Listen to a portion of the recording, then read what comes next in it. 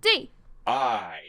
S. N. E. Y. Oh my god. Ow! DuckTales, DuckTales. Under the sea. The Little Mermaid is the first show in this marathon to have a television show based on its movie. Technically, you could argue that Winnie the Pooh was that, but Pooh is more of a general franchise and not one film. Meanwhile, this is based on an actual film. And this is not the only show in this marathon that is like this. Aladdin, Hercules, The Legend of Tarzan, Lilo and Stitch, The Emperor's New School, Rapunzel's Tangled Adventure, and Big Hero 6. Other shows like Timon and Pumbaa, Jungle Cubs, 101 Dalmatians, and Buzz Lightyear of Star Command take a different approach, as they are either loosely based on their movies, but focus on specific characters, or in Jungle Cub's case, age them down. But we'll get to those shows later in the marathon when we get to them. The quality for each of these shows depends on the film. If you love the movie, you'll love the show. And if you hate the film, then you're gonna hate the show. And The Little Mermaid is no exception. I enjoyed the film. I talked about it earlier this year on my Disney ranking list. I put it at number 13. So go to that video if you want my honest thoughts on the film as a whole. Honestly, one of the problems with this show is that there are times it's too similar to the movie. One episode is about Ariel wanting to have a seahorse as a pet, but her father won't allow it and makes Ariel upset by him ruining something that she loves. You give it to me immediately. If you ever bring another human thing into this palace, go! No! I am going to get through to you.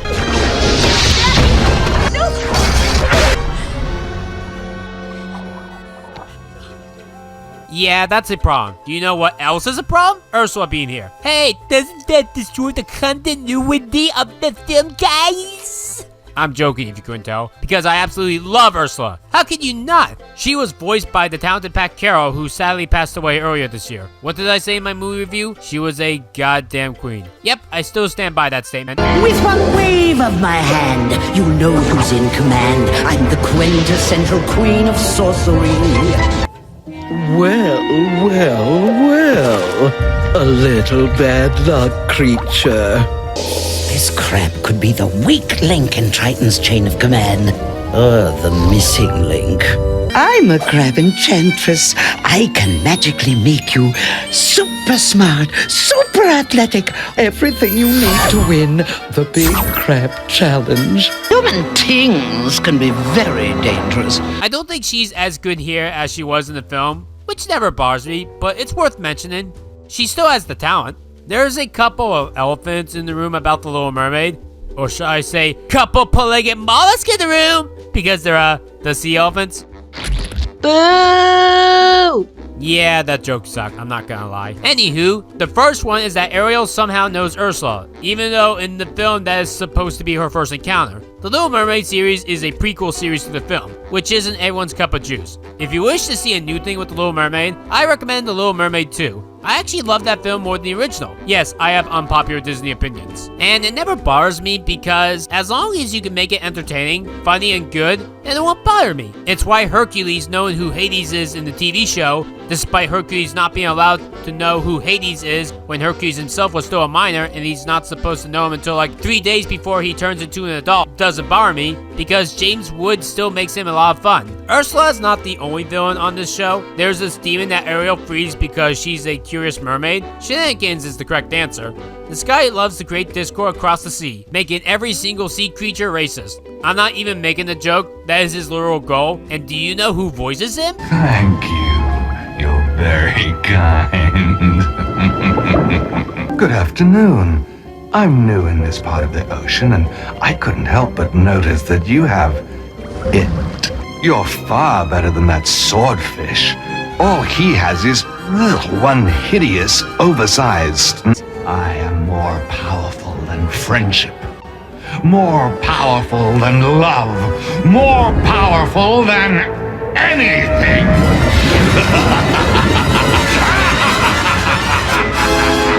Yep, that's Tim Curry himself voicing Manta, and he does a great job voicing him. Honestly, I had a hard time telling it was him, because he sounds unlike any of his other roles. One of my favorite guest star appearances is Mark Hamill himself, plays a red crab named Zeus. Hello, Sebastian. Oh, hello there, Zeus. He plays a rival to Sebastian. He is always better than Sebastian, to the point that Sebastian makes a deal with Ursula in order to be better than Zeus.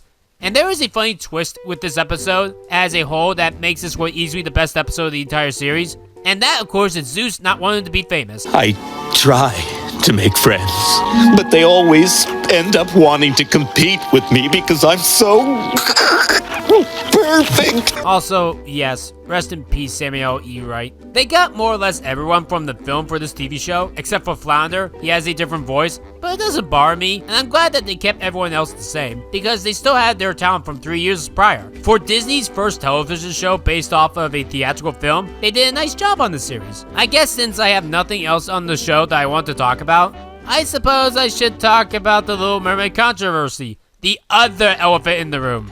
So next year, The Little Mermaid is getting a live-action remake. How can you make a film mostly underwater is honestly the thing that bothers me the most. I'm not even trying to make a joke here. I mean, I guess it's been done before. Star Wars Episode 1 had an underwater scene, as did Spy Kids 2, but it's CGI. I get that. But it's CGI that doesn't look good to me. It never has, and even in the Little Mermaid trailer, it still doesn't look good to me. Fucking Walking with Dinosaurs from 1999 had better looking water effects. If I want to see a Disney thing with good water, I don't know, Finding Nemo comes to mind.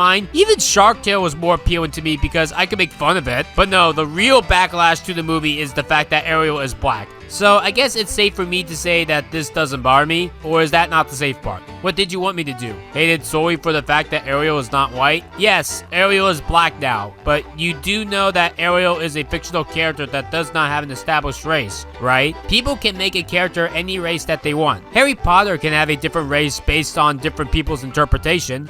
Yes, the film gives him a race, because of the actor being white. But having hang-ups on races is like going, "Wee, gays!" It's stupid and you're in the wrong if you have a problem with this. People had this problem with Pinocchio's live-action remake, when the Blue Fairy was a different race. And I'm like the only person to not only like the film, but like it more than the original. Though yes, it has its flaws. And I still love the original for the record. They both entertain me. If a film or a product is bad, it's because of bad acting and bad writing. The Last Airbender didn't suck for the race swapping. It sucked for its bad acting and bad writing. The Last Airbender is actually an exception to this rule because the races in Avatar were important. Whitewashing is a sin. Another way for you to be bad at this is basing off a real person.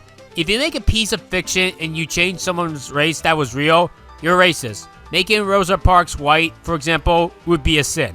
Personally, something like Snow White is gonna have problems, not because they're not using a white woman, but because they're gonna make it in live action at all. The Lion King made more sense to be in live action. Well, technical-wise, Snow White makes more sense, but the way I see it, Snow White being made into live action is a sin.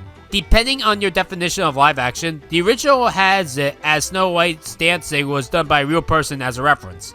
Even Frozen 2 used real people movements to animate the characters, specifically the song Into the Unknown. What makes me hate Snow White's decision in this is the fact that this is what made Walt bank, and what put animation on the map and made his company as a whole. And yet, now they're gonna undo all the magic. Oh, but the Little Mermaid never had a non-white mermaid! I hope I might find something inside to show me how I can stop. Your argument is invalid. We see a Latina mermaid in the original show, and Gabriella is still amazing. Hello. Don't stop singing. It looks beautiful. Thank you. I'm Ariel. My name's Gabriella. I'm deaf.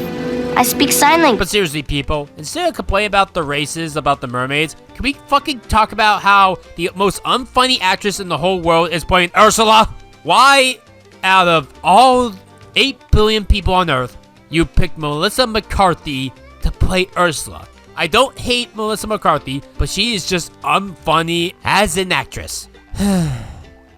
I'm just tired of ignorant audiences. Next.